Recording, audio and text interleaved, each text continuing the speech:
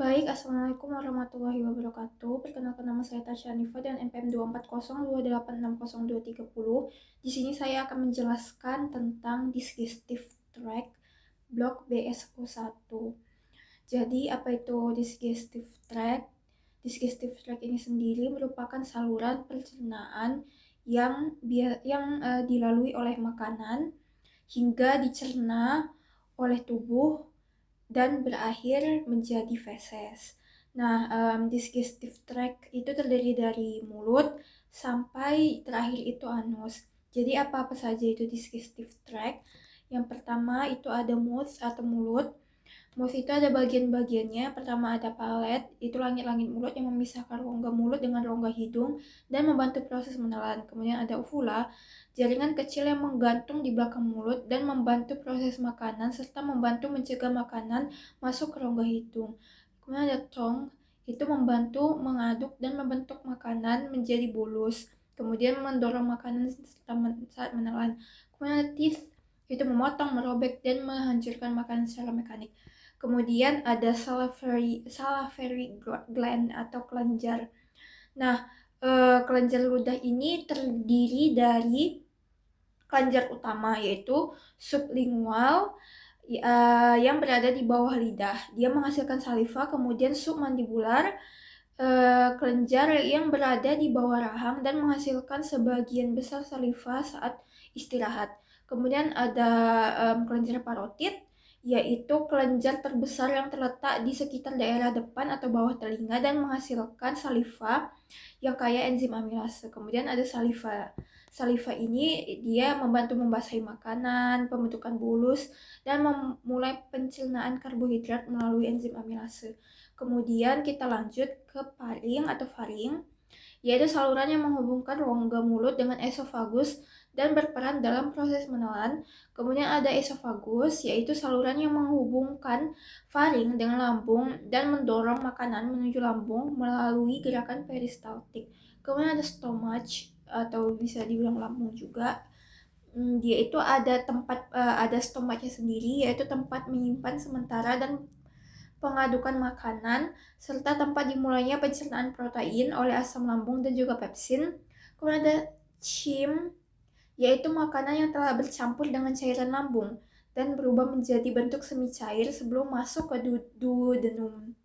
Kemudian ada liver atau hati. Liver ini menghasilkan empedu dan berperan sebagai metabolisme zat gizi, penyimpanan zat tertentu, serta detoksifikasi.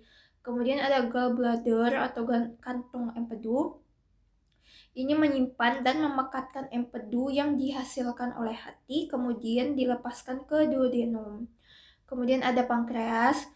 Pankreas ini menghasilkan enzim pencernaan dan bikarbonat untuk membantu pencernaan serta menetralkan asam lambung. Kemudian ada juga ductus pancreaticus. Itu merupakan saluran yang membawa sekresi pankreas menuju duodenum. Nah, kemudian kita masuk ke small intestine atau usus halus. Usus halus ini terdiri menjadi 3, yaitu duodenum, jejunum, dan juga ileum. Small intestine ini itu tempat terjadinya pencernaan kimiawi dan juga absorpsi zat gizi. Yang pertama ada duodenum. Duodenum ini bagian pertama usus halus yang menerima chyme dari lambung serta empedu dan enzim pankreas. Kemudian ada jejunum. Jejunum ini bagian tengah usus halus yang berperan besar dalam absorpsi zat gizi. Kemudian ada ileum. Ileum ini bagian usus halus yang melanjutkan absorpsi zat gizi dan menghubungkan usus halus dengan cecum. Kemudian ada large intestine atau usus besar. Untuk usus besar sendiri itu dia menyerap air dan elektrolit serta membantu pembentukan dan penyimpanan feses. Dia terdiri dari cecum, ascending colon, transverse colon, descending colon, dan juga colon sigmoid. Yang pertama ada cecum. Cecum ini bagian awal usus besar yang menerima isi dari ileum.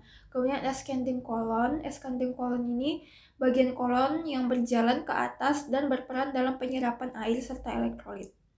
Kemudian ada transverse colon. Ini bagian kolon yang berjalan melintang dari kanan ke kiri abdomen. Kemudian ada descending colon. Ini bagian kolon yang berjalan ke bawah pada sisi kiri abdomen. Kemudian ada sigmoid colon. Untuk sigmoid colon ini, bagian kolon berbentuk seperti huruf S yang menghubungkan descending colon dengan rektum. Nah, kemudian bagian saluran yang terakhir ini ada appendix. Appendix ini struktur berbentuk seperti tabung kecil yang melekat pada caecum dan mengandung jaringan limfoid yang berhubungan dengan sistem imun. Kemudian ada rektum. Rektum tempat penyimpanan sementara feses sebelum dikeluarkan. Kemudian ada anus. Anus sendiri adalah bagian paling akhir dari saluran pencernaan yang berfungsi sebagai jalan keluarnya feses melalui proses defeksasi. Nah, ini dia bagian-bagian dari digestive tract atau jalur pencernaan. Ini ada gambar-gambarnya, ada mulut atau mouth, itu ada palet, uvula, tongue, dan teeth. Kemudian ada salivary gland atau kelenjar, ada sublingual, submandibular, dan juga parotid. Kemudian di sini ada paring, ada esophagus. Kemudian esophagus akan mengantarkan makanan agar diolah di liver, gallbladder, dan juga stomach dan pankreas. Kemudian large intestine atau small intestine dulu, atau usus halus. Di usus halus ini ada duodenum, dan ileum. Kemudian nanti makanan akan diproses atau dicerna di large intestine, ada kolon-kolonnya, dan kemudian dia akan berakhir di rektum dan kemudian akan keluar dari anus menjadi feses. Ini referensi yang saya gunakan.